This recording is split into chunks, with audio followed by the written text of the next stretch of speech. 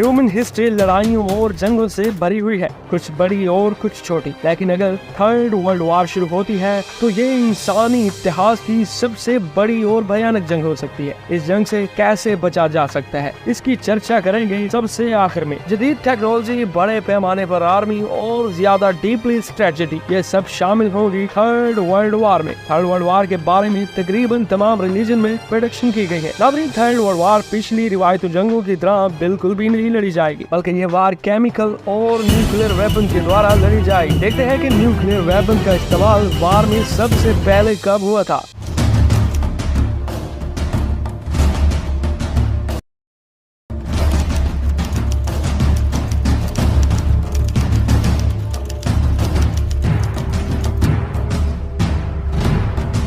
Second world war में America के द्वारा जापान पर इस्तेमाल किया गया था। लिटिल बॉय दुनिया का पहला ऐसा न्यूक्लियर वेपन था जो कि सबसे पहले इस्तेमाल किया गया था हिरोशिमा के ऊपर, जिससे कई माइल्स तक की चीजें खत्म हो गई थी। बहुत ही तबाही हुई थी लिटिल बॉय के द्वारा। लेकिन ये तो था लिटिल बॉय कुछ ओल्ड वर्जन, लेकिन 2023 के न्यूक्लियर वेपन बहुत ही एडवांस है। थर्ड वर्ल्ड वॉर इस वक्त बहुत बड़ी टेंशन है पूरी दुनिया के लिए। इसको समझने के लिए हम एग्जाम्पल लेते हैं इंडिया और पाकिस्तान की। ये दोनों कंट्रीज न्यूक्लियर वेपन रखते हैं और दोनों एक दूसरे के दुश्मन भी। दुनिया भर में इस वक्त लगभग 13,900 न्यूक्लियर वेपन मौजूद है, जिसमें से 93% अमेरिका और रशिया के पास है, और बाकी रह जाने वाली 7 न्यूक्लियर पावर के पास न्यूक्लियर वेपन्स की तादाद तकरीबन 1200 है। एक रिसर्च के मुताबिक इंडिया पाकिस्तान दोनों कंट्रीज के पास इस वक्त 140 से 150 एटमी वॉरहेड मौजूद है, और जो 2025 तक 200 से 250 तक पहुँच सकती है।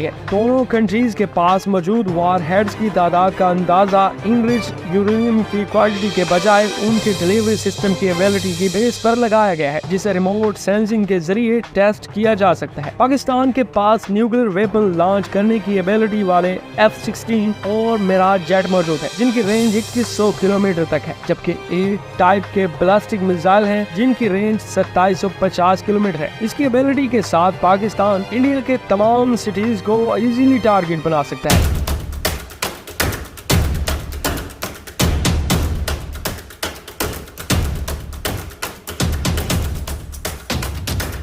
इंडिया में 4000 सिटीज ऐसे हैं जिनकी पॉपुलेशन 1 लाख अफराद से ज्यादा है, और इस एबिलिटी के मुताबिक पाकिस्तान इंडिया की मोस्ट पॉपुलेटेड सिटीज को टारगेट कर सकता है। इंडिया के पास न्यूक्लियर वेपन्स को लॉन्च करने की एबिलिटी वाले मिराज और जैगवार जेट है, जिनकी रेंज 1850 किलोमीटर है, जबकि इंडिया के पास 4 टाइप्स के बैलिस्टिक मिसाइल भी मौजूद है, जिनकी रेंज 1850 किलोमीटर है, और इस एबिलिटी से इंडिया पूरे पाकिस्तान को टारगेट बना सकता है। पाकिस्तान में 60 ऐसे सिटीज है जिनकी पॉपुलेशन 1 लाख अफराद से ज्यादा है, और इंडिया इन तमाम सिटीज को इजीली टारगेट कर सकता है। इंडिया की पॉलिसी ये है कि वो न्यूक्लियर वेपन्स के यूज में उस वक्त तक पहल नहीं करेगा जब तक उस पर केमिकल या बायोलॉजिकल वेपन से अटैक न किया जाए। पाकिस्तान की पॉलिसी ये है कि न्यूक्लियर वेपन्स का यूज सिर्फ उस वक्त किया जाएगा जब कोई मुल्क उससे पहल न करे या पाकिस्तान किसी आउटर अटैक से परमाणिक तरीके से न लड़ सके। रिसर्च के मुताबिक दोनों कंट्रीज अब तक 4 युद्ध लड़ चुके हैं, जबकि 1947 के बाद से बड़ी मात्रा में झड़पें भी जारी रहती है। यही वजह है कि दोनों कंट्रीज के दरमियान कोई भी छोटी सी झड़प